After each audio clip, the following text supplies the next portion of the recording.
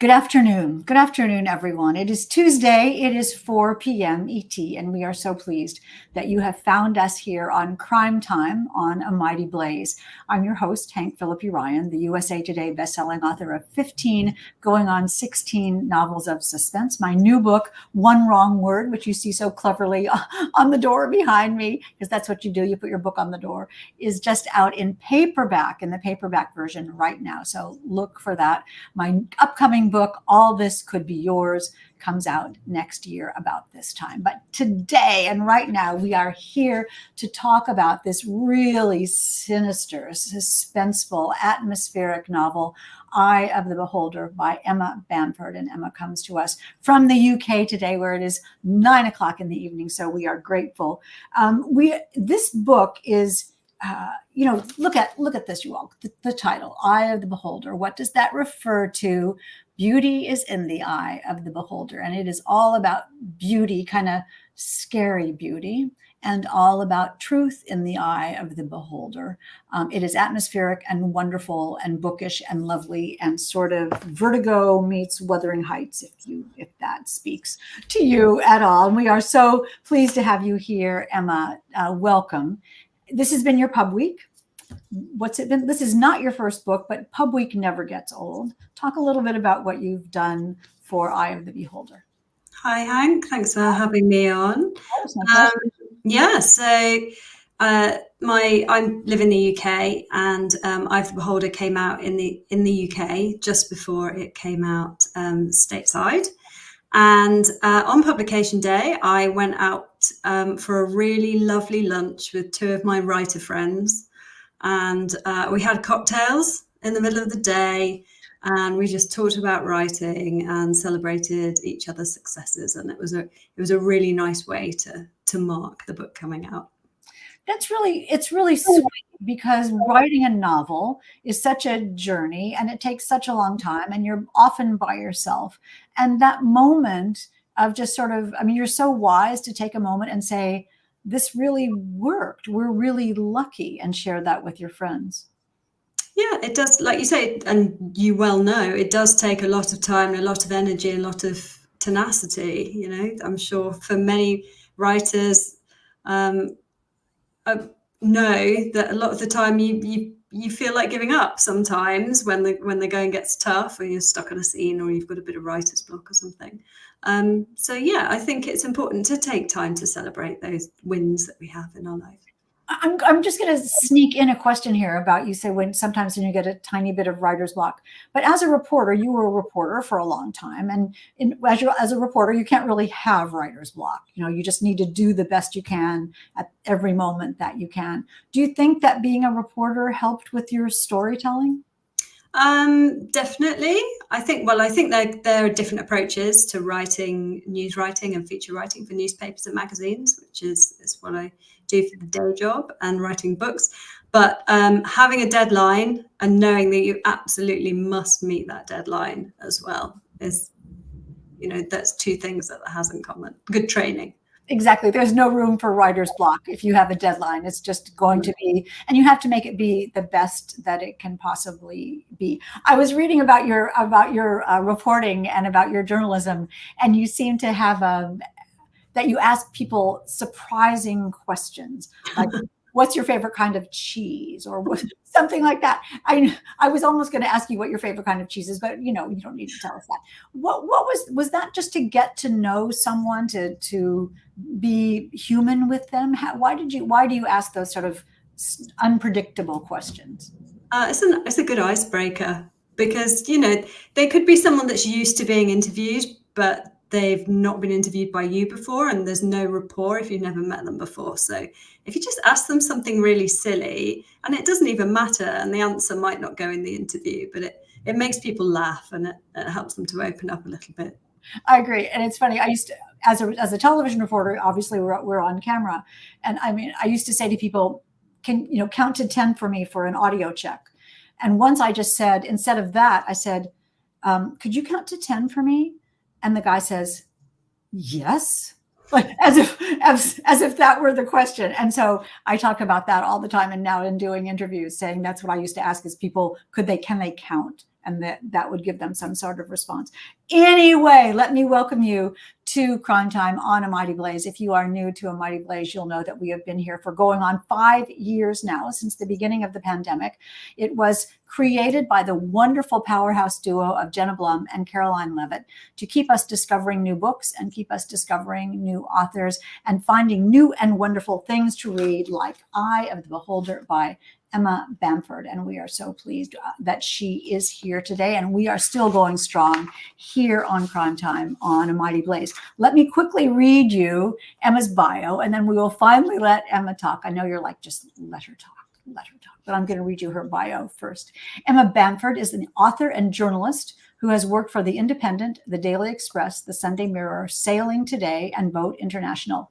She is the author of the psychological suspense novels Deep Water and Eye of the Beholder, and the sailing memoirs, and we'll ask her about this as well, Casting Off and Untie the Lines.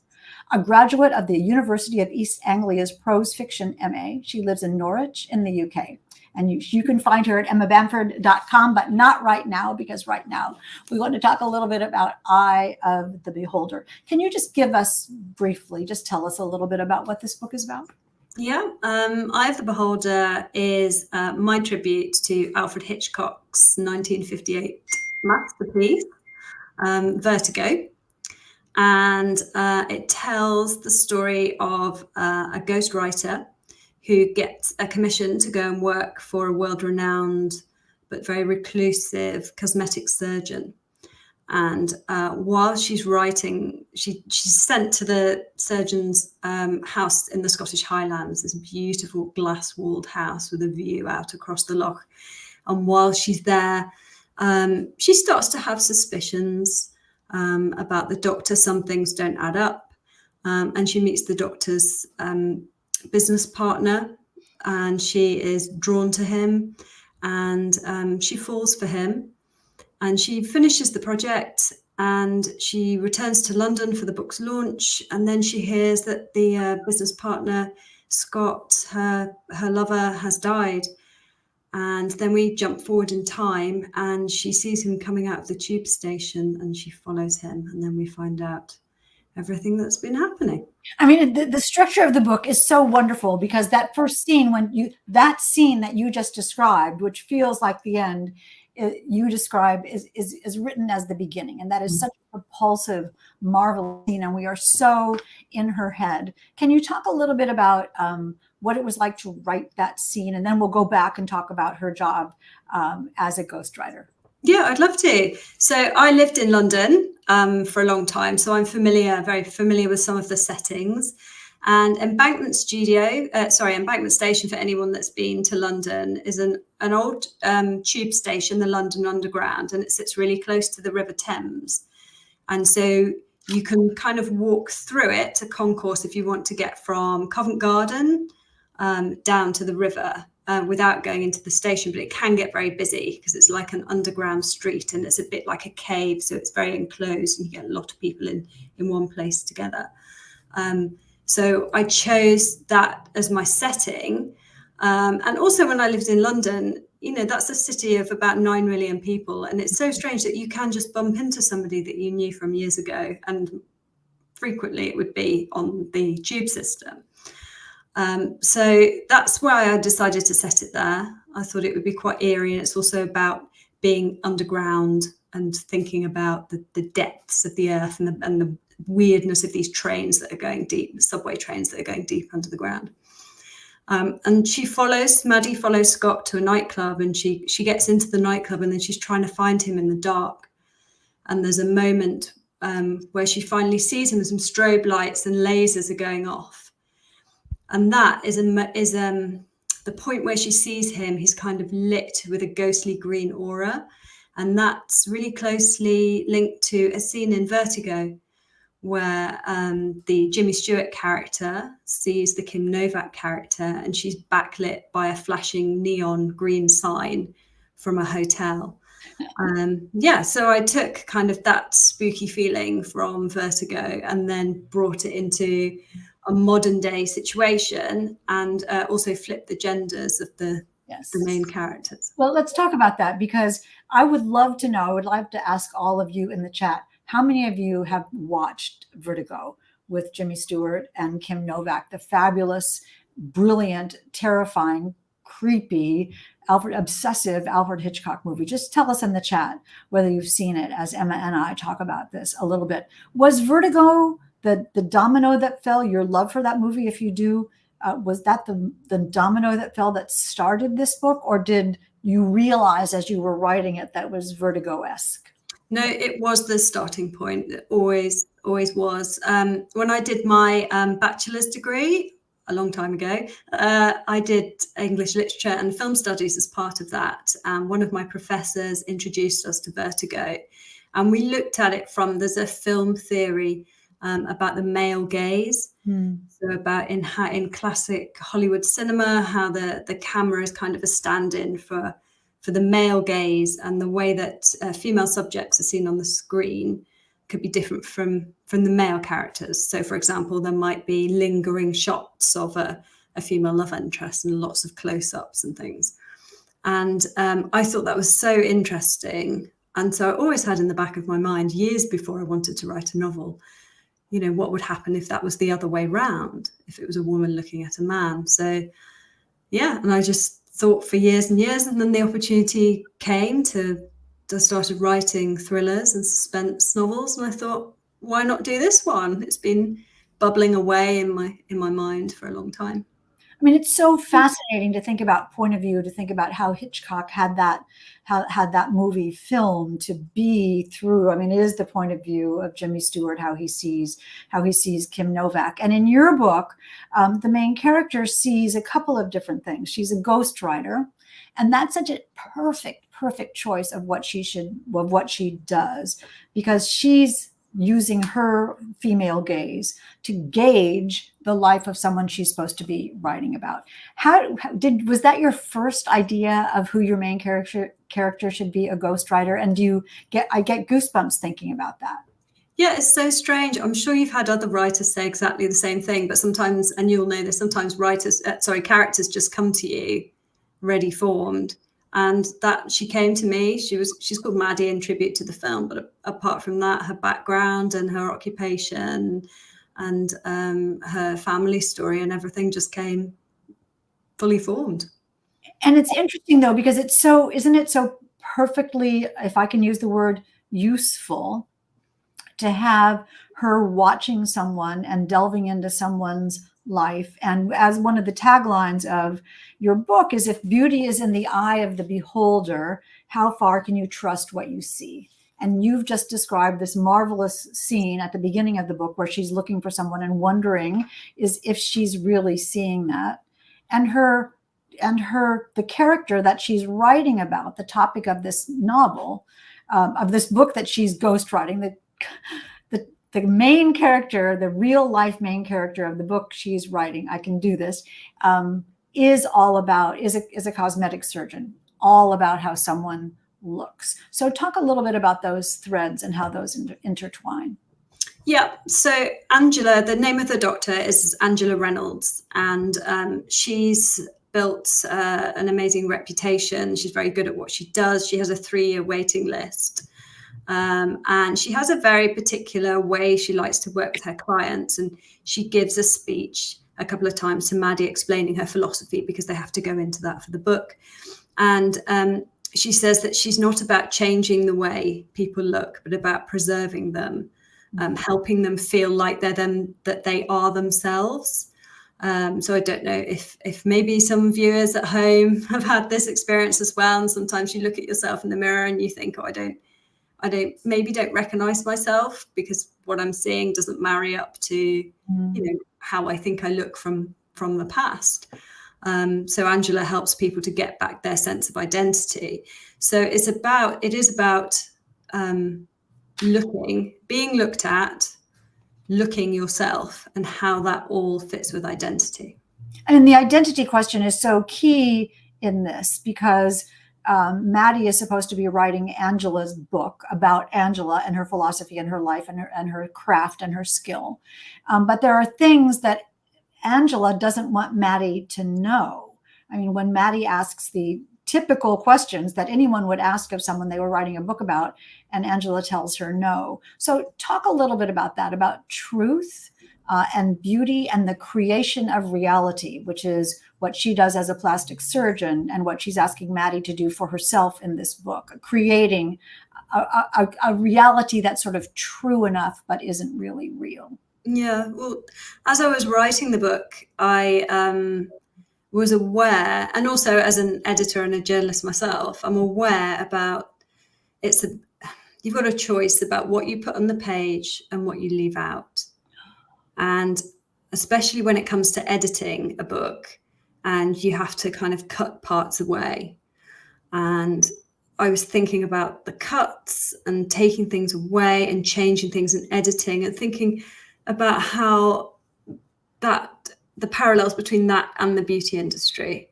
So you're choosing a particular way to look or be looked at, and then that's what you're putting out there. So I think there were a lot of similarities between writing, so Maddie writing her book, and the work that Angela does, and that does come up a few times. Like at one point, Maddie thinks to herself, "There can never be the perfect book, just as there can never be the perfect face." But the book has what Angela is trying to do is create a reality for who she is, and talk about the female gaze, that Maddie sees that something's going on that Angela is trying to keep from her. This sort of artifice of beauty is so thematic throughout. Can we talk about that a little bit, and how Maddie's curiosity and Maddie's need? Sylvia's saying editing is an art form in itself. Very true, Sylvia. Maddie's need, she's balancing, I'm getting paid for this, I have to do this, well, I might as well do it the way she wants, and thinking, there's more to this, and I just want to know the reality, not the facade. Can you talk about that a little bit? Yeah, well, Maddie is a frustrated reporter. So that's originally what she wanted to do. And then life circumstances got in the way, and she kind of fell into ghostwriting by chance, because she could see the similarities between interviewing people and writing their memoirs and being a reporter. But I think she is intrinsically somebody that's interested in the truth, although ironically that can come back to bite her a bit, and is also very nosy. There's one point where she goes rooting through Angela's wardrobe, trying to find something. She doesn't even know what she's looking for, but she goes to the extent of pulling out a chair, standing on a chair, and reaching right to the back of the closet, just in case she can find something, because she can't bear not knowing. I mean, there's research, and when you're obsessed, as sort of in Vertigo, it's a lot about obsession. When you're obsessed with finding out someplace, when finding out something, I mean, part of what makes this book so twisty and suspenseful and tension-filled, it's so taut and intense, is that we understand why Maddie wants to know this, and we understand why she does what she does. I mean, even that you're so perfect to bring up the clothing, because even at the beginning of the book, she sees these clothes and she thinks, I wonder what it would be like to have that silk touch my skin, that it would be so lovely. And then as the book progresses, she's like really getting into Angela's skin and becoming, trying to feel what that is. Maddie's change, and then we'll get to the romance, Maddie's change through the book, you said she came fully formed. Did her changes evolve to you, or did you know what was going to happen? No, I didn't know all the kind of plot points that were going to happen, but I knew that she would be seduced by this situation, that she would meet this woman who is at the absolute top of her game, and who has everything together and is so successful, and be intrigued by that and think, maybe, my life's a bit messy.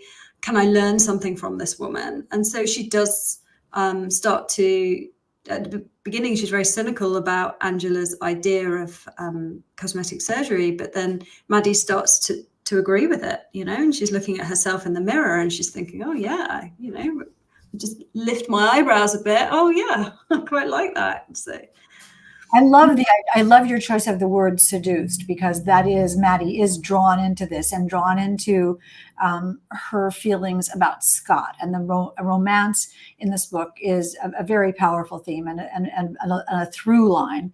What was it like to write that, and why was that important? Why is that important in this book, without giving anything away, of course? It is very hard to talk about this book without giving. I always think, you've written a thriller, Emma, tell us all about it, but don't say anything. Yeah. And for anybody who's thinking, oh, we might have given too much away already, it does open with a flash forward. So there are no spoilers from what we've been talking about so far. And I'm really sorry, you're going to have to repeat that question for me. I'm sorry, Hank. Yeah, I don't even remember what it was.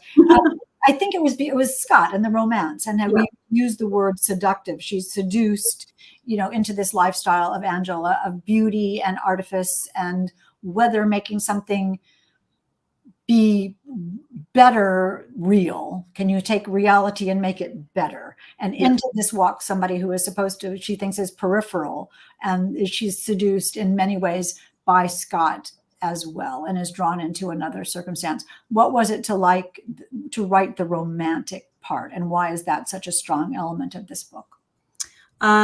It is a strong element because in Vertigo it's a strong element. I really liked writing the romance part. I haven't written romance before, but I had a lot of fun thinking of the characters and situations that I could put them in.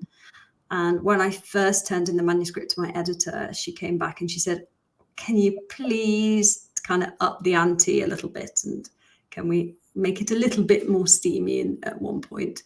So I thought, oh, okay, I've never done that before, but okay, I'll give it a go. And it was really fun to write their romance, and I'm rooting for it. I'm rooting for Maddie, and I hope that I know what happens, but I'm hoping that she gets what she's looking for. I mean, it's interesting when you say, and I think that's such a wonderful point. You talk about you're rooting for her, and we do root for her from the beginning throughout. How important was that to you? How top of mind to have a character who we really care about and we're sort of on the train with throughout the book? When I read, they're the books that I like reading the most. They don't have to be perfect characters. That everyone's flawed, so I think that makes people more rounded.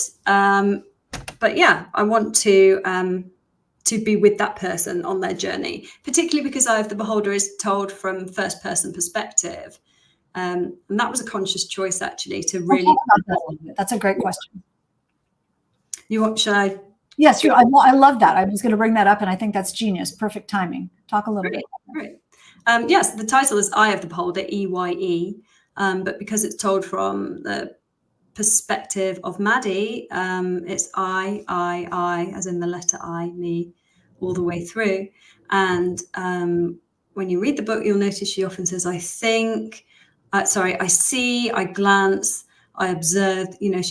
She is looking all the time, because we're right, sounds horrible, we're right kind of in her head, behind her eyes, looking at and seeing what she's seeing.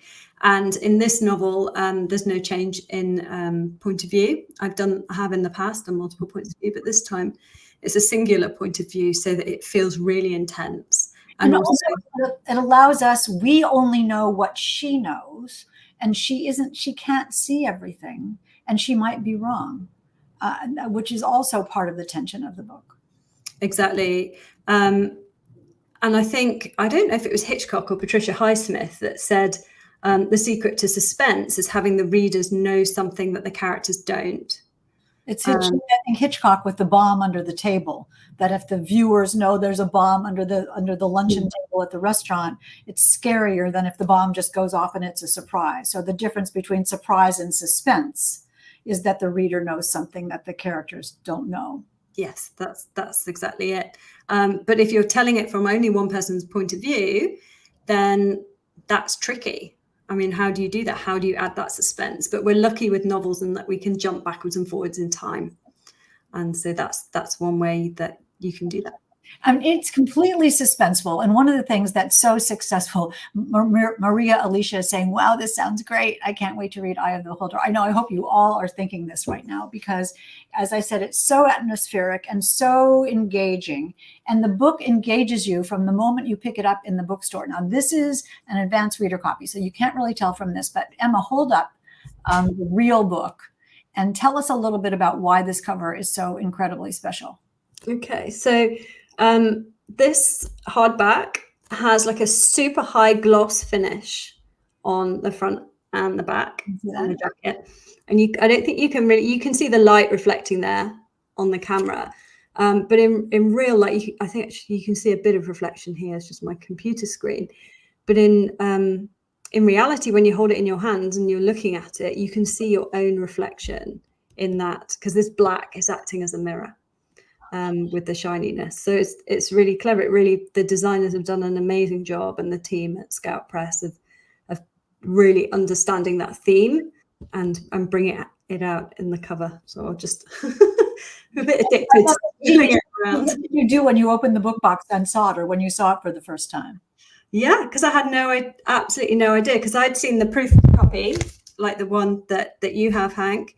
And I'd been told about this, but I hadn't really comprehended because I'd never seen it before. No.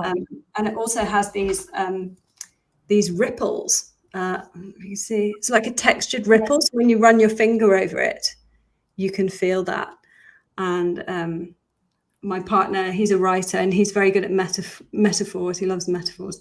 And he said, "Oh, it's like Narcissus, you know, that yes, seeing yourself in the reflection of the pond, and also seeing yourself, the reader, as the main character, and then essentially that this could be you, that the book is about, and that you're seeing with Maddie the world that she's seeing. She's you, not someone very separate. So it brings you right into the novel. As I keep saying, it's so atmospheric and so entwining. And part of the thing that makes it be so supremely atmospheric is this marvelous setting.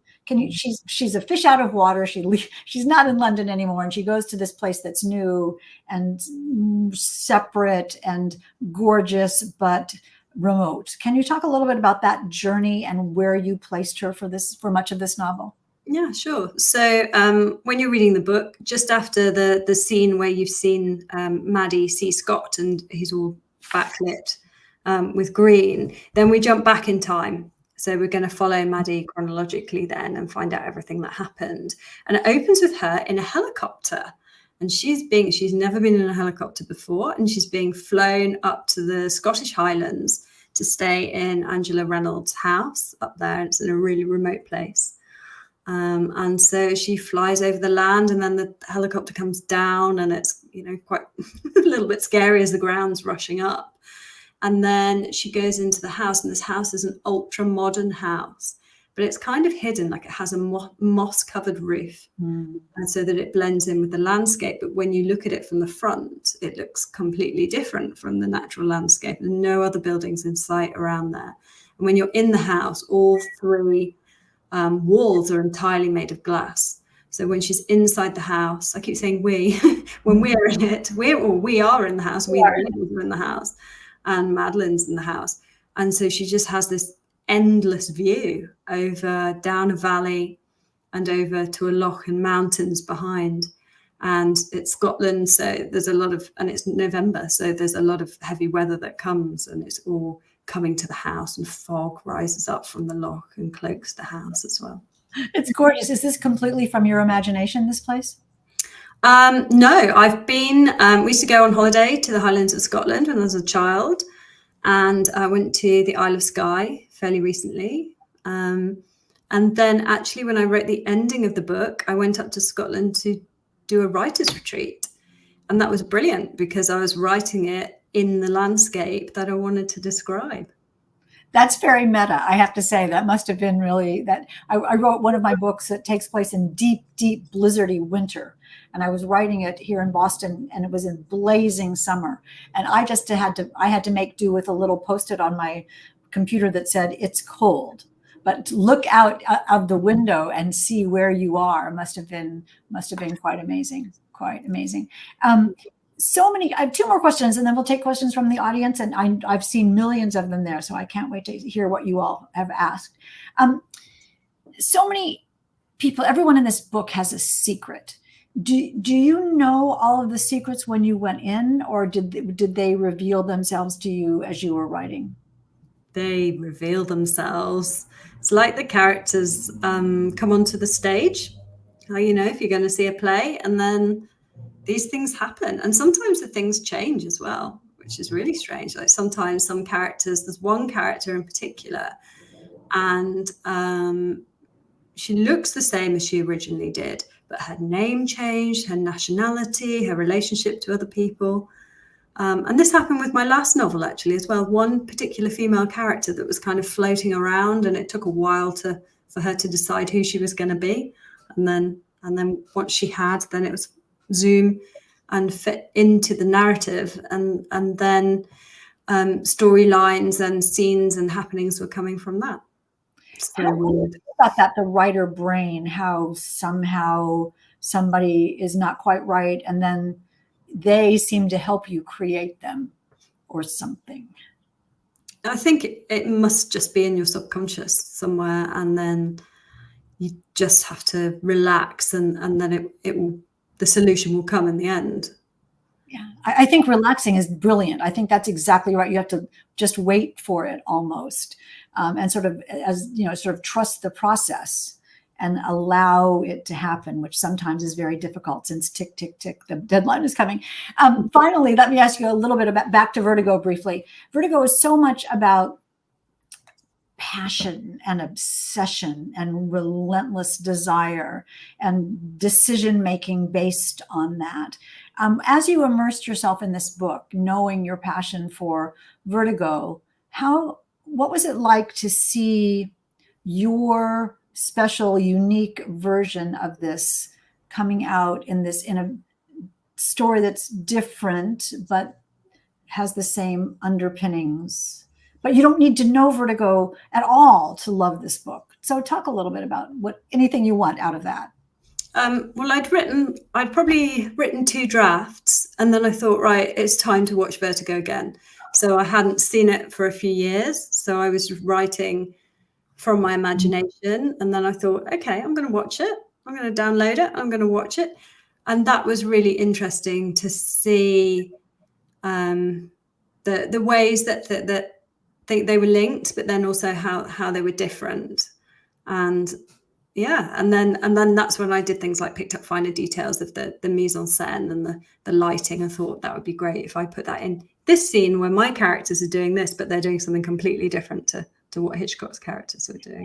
It's really brilliant. It's really thoughtful and multi-layered and extremely tense. And you can almost hear the Hitchcockian music in the soundtrack in the background throughout. So congratulations on Eye of the Beholder. I can't wait for you to all click, click, click and get this for yourself. Run to the bookstore and look at your face. I'm looking at my face. It doesn't work with this cover very well. Look at your face in the cover and see if Maddie might be you. It's really, really terrific. Do you have some time to take a couple of questions, Emma?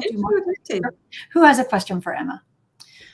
Catherine, hey, Catherine, what was your favorite part of the writing process, and what was the most difficult? I always think the best parts are starting and finishing, and the most difficult is the middle. Yeah. I'll explain a bit. So the energy when you get an idea, if you're a creative person, whatever your creative thing is, and you're like, yeah, I'm so excited, I'm going to get going. And you get that feeling when you get towards the end as well, particularly with mystery writing, when all the strands are coming together. And then you're like, yeah, it's like you're rolling down a hill. So it's really fun. But in the middle section, when you're thinking, I've written 20,000 words and I've got about another 80,000 words to go. And it just seems like an impossible task. Yeah. The muddle in the middle, they call it. But what you do so gorgeously to get through that is you make characters want something and have to do something to get the thing. And then when that happens, the story just takes off. What we talk about, you talk about as a reporter, as a journalist, is advancing the story throughout. And that's what gets you through the middle. But yeah, when I get to about 36,000 words, I just think, kill me now. I have no idea because I have no outline. So I don't know. You just one step at a time, and the book reveals itself. And it's easy to say right now, but it is not easy to do. That is definitely true. Who else has a question? What is your story from journalism to thriller writer? Says Deborah. What is your story from journalism to thriller writer? How did that journey happen? Good question. You're not going to expect this answer, Deborah. But I was working as a journalist in a newspaper, and I got really into sailing, and so I quit my job. And I rented out my flat and sold my car. And I answered an advert on the internet for crew wanted and bought a one-way ticket to Borneo to live on a boat with a man I'd never met and his cat. As we do. I had some sailing adventures all around the world. And when I came back from those, I wrote those up as travel memoir. And so those two were published. And I love reading thrillers and mysteries, and Sue Grafton is one of my favorite authors, and I've read all of her books. And so, yeah, that led me to wanting to have a go at writing suspense stories as well. And your first book, Deep Water, refers to those adventures in a way. I can't believe that you sold all of your possessions and went to live on a boat with a man and a cat that you didn't know. What was your impetus for that? Did you just say, I'm doing this, I'm going for it? Yeah, I don't know if this is a familiar concept where you guys are, but in the UK, often people might do something called a gap year. So between school and university, or maybe between university and going to work. And I didn't. I was just like, I want to be a journalist. I'm going to go straight in and do this course and then get a job and then get another job. And I did all of that. And I got to 30 and lots of my friends were getting married and having children. And that wasn't what was happening in my life. And I just thought, well, actually, it was a friend who said, well, you can do anything you want to do. And I thought, well, what do I want to do? And the thing that I fancied doing was going and sailing around the world. Yes, of course, that's what we would. Naturally. But it was very risky and very adventuresome and kind of inspirational, that all of that journey brought you back right here to this, and you couldn't have probably done it without that. Do you think?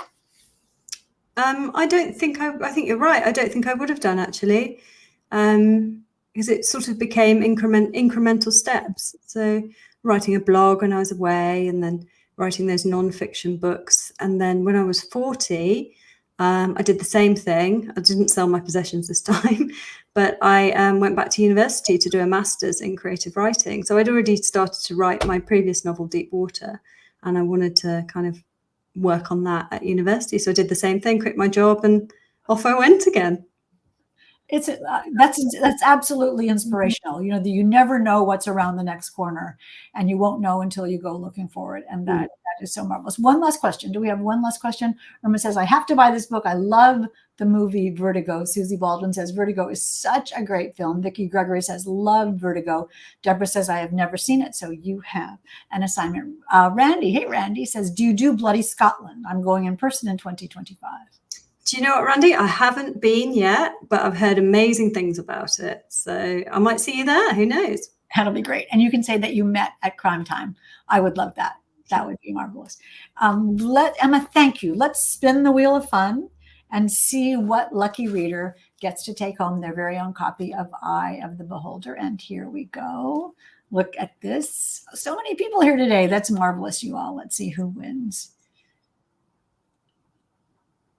Sharon Bishop. Yay, Sharon. This is marvelous. Sharon is a wonderful fan of Crime Time and a really voracious and avid, thoughtful reader, and her husband, Steve, as well. So this is marvelous. I'm not sure you've ever won anything here, Sharon. So congratulations on winning Eye of the Beholder. Emma, so you know what to do, Sharon. You're going to email me. I will send your email to our executive producer.